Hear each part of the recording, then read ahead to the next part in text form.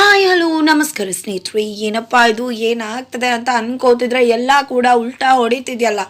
Same ಕತೆ, same story, but ಬೇರೆ ರೀತಿಯಾಗಿ ಯಾವುದೋ ಒಂದು ಸಿಚುವೇಶನ್ ಬರುತ್ತೆ. ಈಗಲೂ ಕೂಡ ಸೇಮ್ ಅಂಥದ್ದೇ ಆಗ್ತದೆ. ಆಗಿದ್ರೆ ಈ ಕಡೆ ವೈಷ್ಣವ್ ಕಾವೇರಿ ಮಾತನ್ನ ನಂಬನ್ನ ಕಾವೇರಿ ಹೇಳಿದ್ದೇನು, ಈ ಕಡೆ ಕಾವೇರಿ ಕೀರ್ತಿಗೆ ಹೇಳ್ತಿರುವುದೇನು, ಜೊತೆಗೆ ಕೀರ್ತಿನೇ ನನ್ನ ಸೊಸೆ ಹಾಕಬೇಕು ಅಂತ ಹೇಳ್ತಿದಾರಲ್ಲಪ್ಪ ಕಾವೇರಿಯವರು. ಹಾಗಿದ್ರೆ ಯಾಕೆ, ಏನು ಸೊಸೆ ಮಾಡಿಕೊಂಡೇ ಬಿಡ್ತಾರೆ, ಏನಾಗುತ್ತೆ ತಿಳ್ಕೊಬೇಕು ಅಂದರೆ ಈಗಲೇ ನಮ್ಮ ಈ ಚಾನಲ್ನ ಸಬ್ಸ್ಕ್ರೈಬ್ ಮಾಡಿ, ಹಾಗೆ ಒಂದು ವಿಡಿಯೋವನ್ನು ಪೂರ್ತಿಯಾಗಿ ನೋಡಿ. ಇಲ್ಲಿ ಲಕ್ಷ್ಮಿಗೆ ವೈಷ್ಣವ್ ಮನೆಗೆ ಬರ್ತಿದ್ದಾಗೆ ಡೌಟ್ ಬರುತ್ತೆ. ಬಿಕಾಸ್ ಸುಪ್ರೀತ್ ಅವರೇ ಅವ್ರಿಗೆ ಹೇಳಿರ್ತಾರೆ ಪದೇ ಪದೇ, ಯಾಕೆ ಕಾರುಣ್ಯ ಅವರು ಕೀರ್ತಿ ವಿಷಯವಾಗಿ ಕಾವೇರಿ ಅದಕ್ಕೆ ಮೇಲೆ ಡೌಟ್ ಪಡ್ತಾರೆ. ಪ್ರತಿ ಬಾರಿ ಏನೇ ಆದರೂ ಕಾವೇರಿ ಅದಕ್ಕೇನೆ ಯಾಕೆ ಕೇಳ್ತಾರೆ, ಏನೋ ಆಗಿರ್ಬೇಕಲ್ವ ಅಂತ ಹೇಳಿ ಹೊಳ ಬಿಡ್ತಾರೆ. ಈ ಕಡೆ ಲಕ್ಷ್ಮಿಗೂ ಕೂಡ ಅವ್ರ ಮಾತಲ್ಲಿ ಸತ್ಯ ಇದೆ ಅಂತ ಅನ್ಸುತ್ತೆ.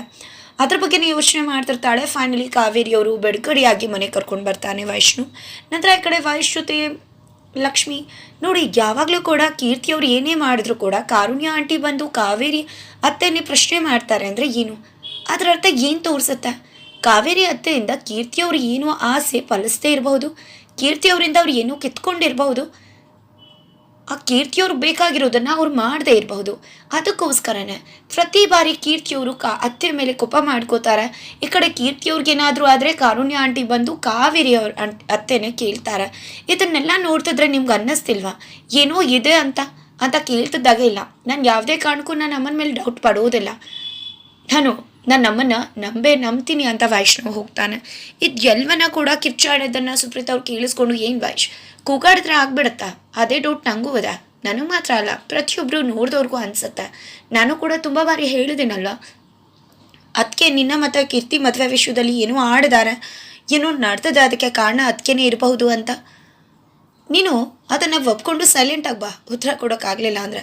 ಅದನ್ನು ಬಿಟ್ಟು ಈ ರೀತಿ ಕೂಗಾಡೋದು ಕಿರ್ಚಾಡೋದೆಲ್ಲ ಯಾಕೆ ಮಾಡ್ತೀಯ ವೈಷ್ಣು ಅಂತ ಕೇಳ್ತಿದ್ರೆ, ನೋಡಿ ಆತ ನನ್ನ ಅಮ್ಮನ ಮೇಲೆ ನಂಗೆ ನಂಬಿಕೆ ಇದೆ. ಒಂದು ಮಾತು ಹೇಳ್ತೀನಿ ಕೇಳಿಸ್ಕೊಳ್ಳಿ. ನೀವು ನನ್ನ ಅಮ್ಮ ಹಾಗೆ ಮಹಾಲಕ್ಷ್ಮಿಯವರು ಕೀರ್ತಿ, ನೀವು ಇಷ್ಟು ಜನ ಬಂದು ಏನೇ ಹೇಳಿದ್ರು ಕೂಡ ನಾನು ನಂಬೋದು ನನ್ನ ಕಾವೇರಿ ಅಮ್ಮನ ಮಾತನ್ನೇ ಹೊರತು ನಿಮ್ಮ ಯಾರ ಮಾತನ್ನ ಕೂಡ ನಂಬೋದಿಲ್ಲ ಅಂತ ಹೇಳಿ ಹೊರಡ್ತಿರ್ತಾನೆ. ಹಾಗಿದ್ರೆ ತಿಳ್ಕೊಳ್ಳೋ ಪ್ರಯತ್ನ ಮಾಡು.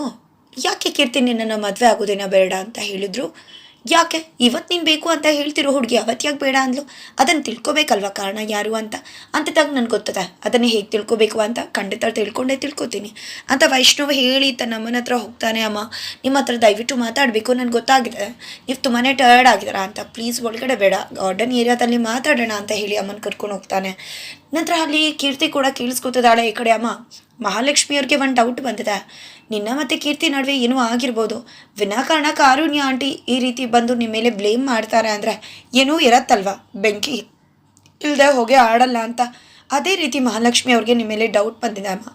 ಹಾಗಿದ್ರೆ ನಿಜ ಹೇಳಿ ಅಮ್ಮ, ನಿಜ ತಾನೇ, ಬೆಂಕಿ ಇಲ್ಲದೆ ಹೋಗಿ ಹೇಗೆ ಆಡತ್ತೆ? ಹಾಗಿದ್ರೆ ಕಾರುಣ್ಯ ಆಂಟಿ ಹೇಳಿದ ನಿಜಾನ?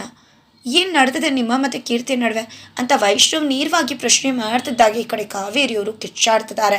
ಈ ಕಡೆ ಲಕ್ಷ್ಮಿಗೂ ಕೂಡ ಏನೋ ಕಿರ್ಚಾಟ ಧ್ವನಿ ಕೇಳಿಸುತ್ತೆ.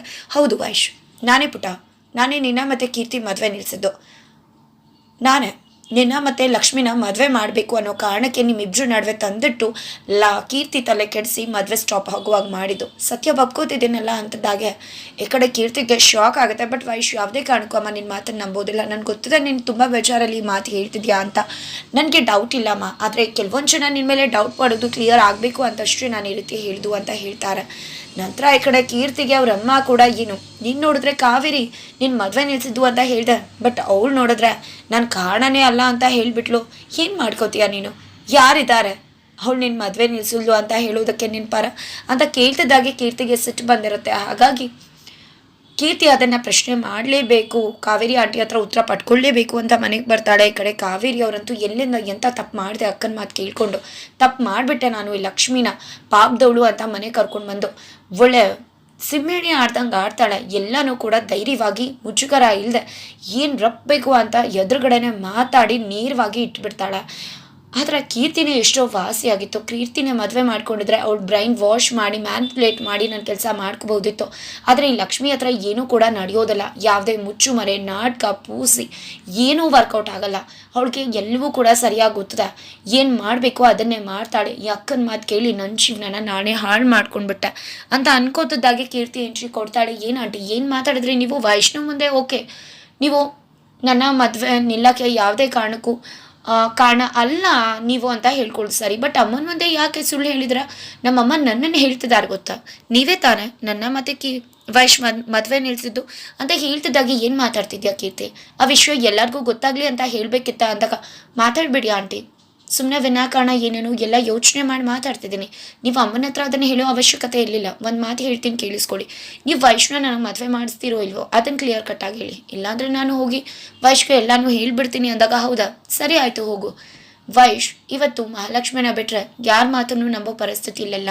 ನೀನು ಹೇಳಿದ್ರು ಕೂಡ ಅವನು ಅದನ್ನು ತಿಳಿಯೋದು ಇಲ್ಲ ಕೇಳೋದು ಇಲ್ಲ. ಹೋಗು ಹೇಳು ಅಂತ ಕೀರ್ತಿಗೆ ಹೇಳ್ತಿದ್ದಾರೆ. ಈ ಕಡೆ ಕೀರ್ತಿ ಮತ್ತೆ ಲಾಕ್ ಆಗ್ತಿದ್ದಾಳೆ. ಏನು ಮಾಡಬೇಕು ಅಂತ ಗೊತ್ತಾಗ್ದೆ. ನಿನಗೆ ಹೋಗಿ ಹೇಳಿದ ತಕ್ಷಣ ನಿನಗೆ ವೈಷ್ಣವ್ ಸಿಗ್ತಾನೆ ಅನ್ನೋ ನಂಬಿಕೆ ಇದೆಯಾಗಿದ್ರೆ ಹೋಗಿ ಹೇಳು ಅಂದಾಗ ಈ ಕಡೆ ಕೀರ್ತಿ ಮಾತನಾಡೋಕ್ಕಾಗೋದಿಲ್ಲ. ನಂತರ ಈ ಕಡೆ ಕಾವೇರಿಯವರು ನಾವಿಬ್ರು ಸೇರ್ಕೊಂಡ್ರೆ ಮಾತ್ರ ನಮ್ಮ ಮಗ ನಮ್ಮ ಕೈಗೆ ದೊಕ್ಕೋದು ಅಂತ ಹೇಳ್ತಾರೆ. ಈ ಕಡೆ ಕೀರ್ತಿ ಕೂಡ ಅದನ್ನೇ ಒಪ್ಕೊಂಡು ಹೋಗ್ತಾಳೆ. ಮ್ಯಾನ್ಪ್ಲೇಟ್ ಫೈನಲಿ ಆಗೇ ಬಿಡ್ತಾಳೆ. ನಂತರ ಈ ಕಡೆ ವೈಷ್ಣವ್ ಜೊತೆ ಲಕ್ಷ್ಮಿ ಮಾತಾಡ್ತಾ ಕಾವೇರಿ ಅವ್ರಿಗೆ ಡ್ಯಾಶ್ ಹೊಡಿತಿದ್ದಾಗೆ ಈ ಕಡೆ ಎಲ್ಲಿ ನೋಡ್ಕೊಂಡು ಓಡಾಡ್ತಿದ್ಯಾ ಅಂತ ಹೇಳಿ ರೇಗ್ ಬಿಡ್ತಾರೆ. ನಂತರ ಈ ಕಡೆ ಸುಪ್ರೀತ್ ಅವರು ನಿಮ್ಮ ಮಗಂಗೂ ಸುಸೆಗೂ ಲವ್ ಆಗಿದೆ ಅಂತಿದ್ದಾಗ ಈ ಕಡೆ ಕಾವೇರಿ ಅವರು ಹೊರಟು ಹೋಗ್ತಿದ್ದಾರೆ. ಮುಂದೆ ಏನಾಗುತ್ತೆ ತಿಳ್ಕೊಬೇಕು ಅಂದರೆ ಮುಂದಿನ ವಿಡಿಯೋಗೋಸ್ಕರ ವೇಟ್ ಮಾಡೋದನ್ನು ಮರಿಬೇಡಿ.